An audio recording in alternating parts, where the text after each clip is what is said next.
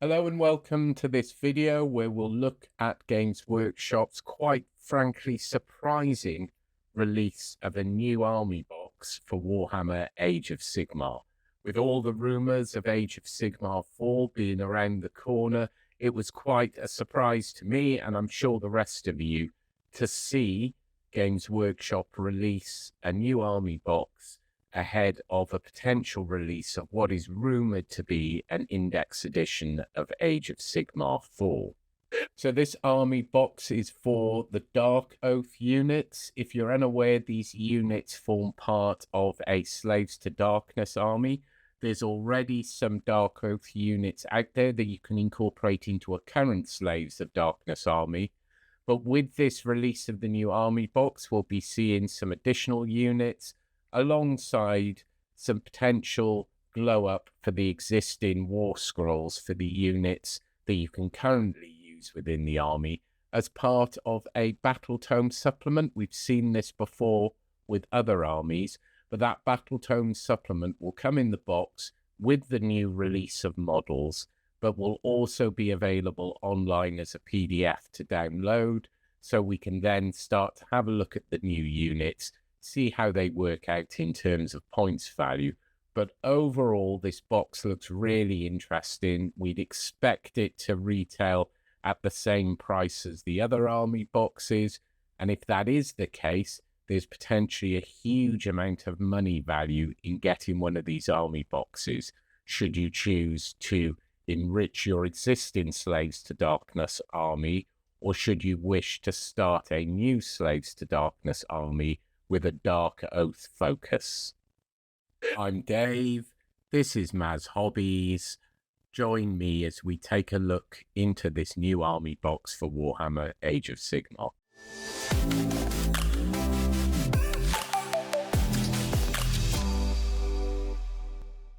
The Darkoath are a civilization of barbarian tribes from the mortal realms who worship the Chaos gods.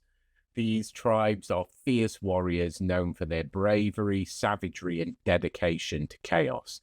They reject the concept of civilization brought about by Sigmar and the orderly powers of the Grand Allegiance of Order.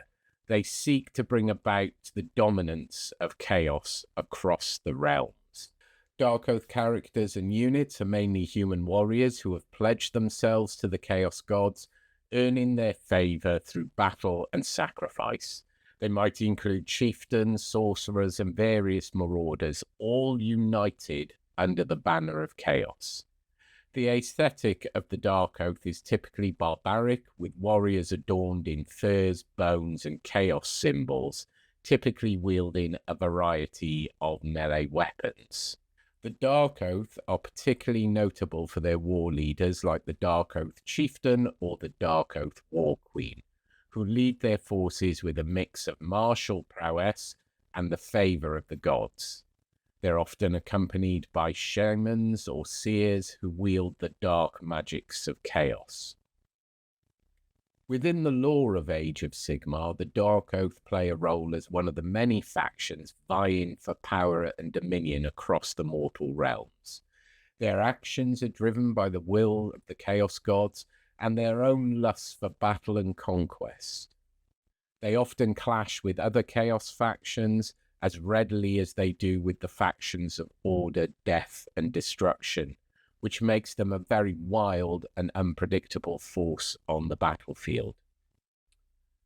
Okay, so what do you get in the box? Well, this box has a huge 27 miniatures in it, a battle tome supplement, 4 war scroll cards, and all of the tokens you would need to play this as an army on the table.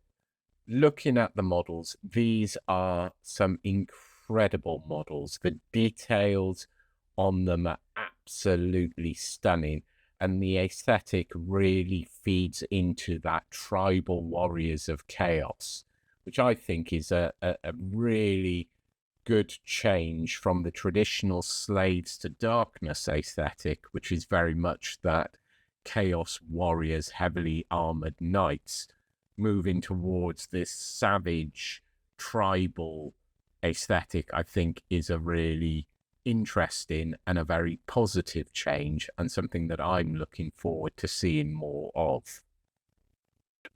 So the units in this box, you get the Darkoath Chieftain on Warsteed. This model is absolutely stunning with its barded armor, its over-the-shoulder cape, the filigree of the heads of past victims hanging from the saddle of the horse, I think are all absolutely stunning. I think this model is going to be a really interesting and exciting model to get on the painting table and start adding some detail to. You then have the Wilder Fiend. This model just, wow. I think Games Workshop have absolutely captured the lore behind this model perfectly in the way that it's been sculpted.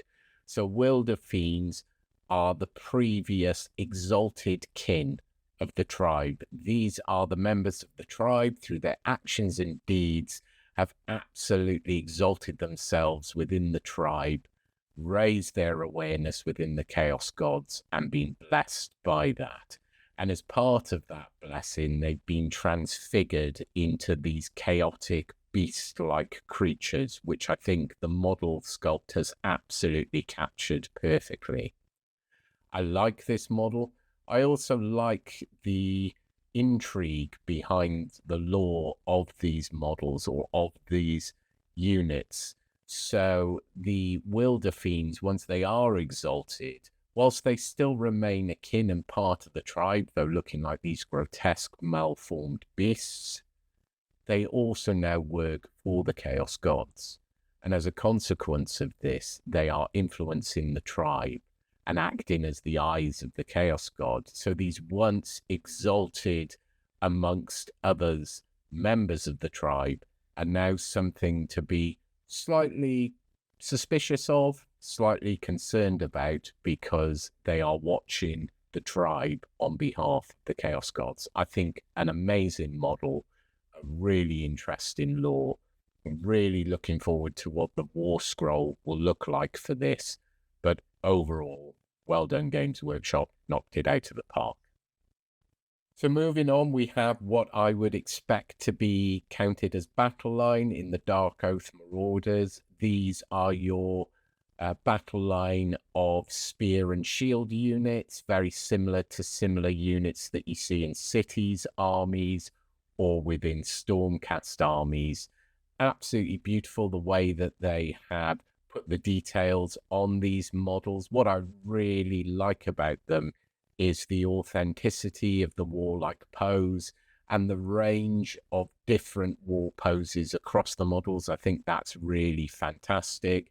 I think the range of options from the sort of older warrior to the younger warrior, I think adds an interesting bit of detail, particularly when you're painting up big units of these for Battleline. Having that variability helps you with painting fatigue as you're getting them ready to get them on the table. And I think finally, when you look at the lore behind the Darkoath tribe and you look at the existing models, as a faction or sub-faction, they do have quite a wide spread of representation between male and female. And I think it's really good that the Battleline unit also includes the options where you have both male and female models. I think that's a good tie into the lore. I don't want to get into a big debate about representation of male and female gender within the Warhammer universe. But what I will say is that it's really nice to see this unit reflecting the lore behind the faction itself. I'm looking forward to getting some of these together and painting them up. I think they're going to be really wonderful models to paint. So moving on to the Darkoath Fell Riders, these are your cavalry option. Cavalry can often be a little bit bland within the models that we have in Age of Sigmar. These models are anything but that. They're full of detail. They have similar warhorse barding to the chieftain.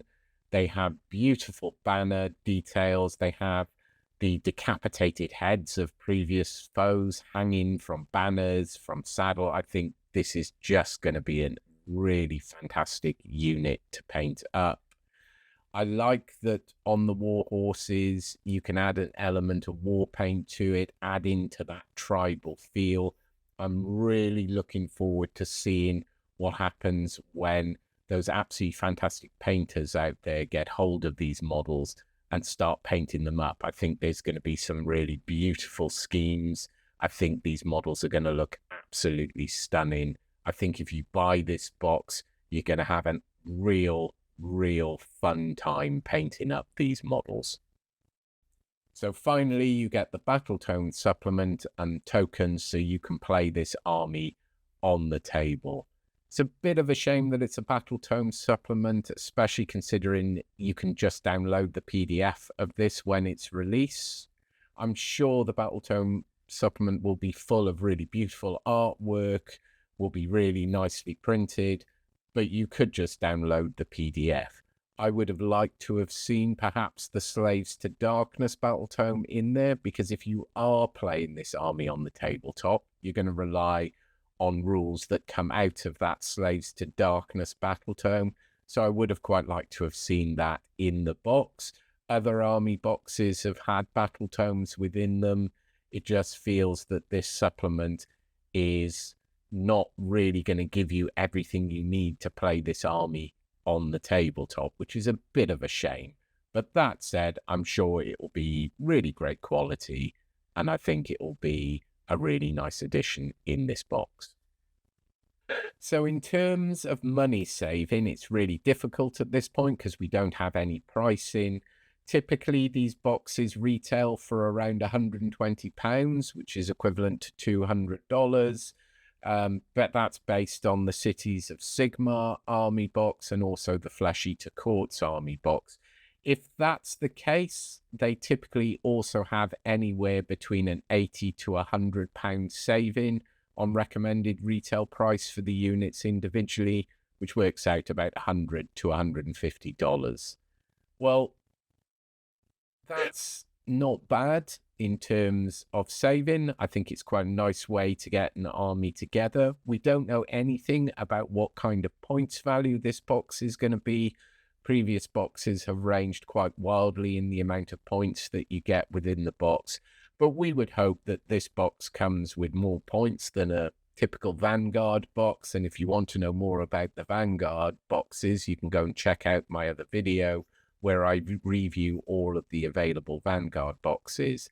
But we would hope that this box would come out in the points range of somewhere above 600 points, we would hope.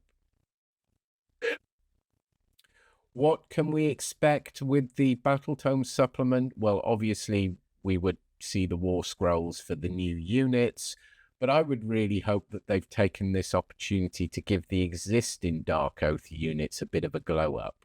So by making, hopefully we will see this Darkoath become a sub-faction within the Slaves to Darkness army, and we would hope that that glow up would include some sub-faction abilities that would really empower not just these new Darkoath units, but existing Darkoath units. So talking about existing Darkoath units, there's already a number of those available at the moment that you can include within a Slaves to Darkness army. So I'm going to go through those and tell you a little bit about them. Perhaps we'll have a little look at their battle scroll, and then you can have the complete picture on what your options are going forward should you decide to invest in this army box and make a Darkoath dominant Slaves to Darkness army. So starting off, we have the Godsworn Hunt, which are a Warcry warband. They've been around for quite a while. They've been sometimes used within existing Slaves to Darkness armies. The Godsworn Hunt are fierce battle-hardened individuals who seek to prove their worthiness to the Chaos Gods by undertaking perilous quests and defeating their enemies. So I really have to give it to Games Workshop. This was a massive surprise when we found out about this on the weekend. With Age of Sigmar 4 around the corner, I really didn't expect a new army box. It was the last thing I expected, However, they've hit the ball out of the park. They've given us an interesting army within the lore with some absolutely fantastic models. I think this is going to create quite a bit of buzz. I think a lot of you are going to want to get this box. I think you're going to see incredible value from this box, but overall, I think you're going to absolutely love painting those models up and playing with them on the table. In particular, I also like this very seamless transition between Warcry and Age of Sigmar. I love both those games, and I like the fact that you can use your war bands in Warcry and you can also use them for Age of Sigmar. I think it makes the game much more accessible to people, and I think for people like me with young kids who play the game, I think it's really great for them to be able to play a warband in both Warcry and then also scale that up and play that within an Age of Sigmar army. I think it's really great, really positive the way that Games Workshop is doing this a lot more. Overall, I'm really excited by this box, and I hope you are too. Till next time, from me to you, I hope you have a good hobby journey. Bye for now.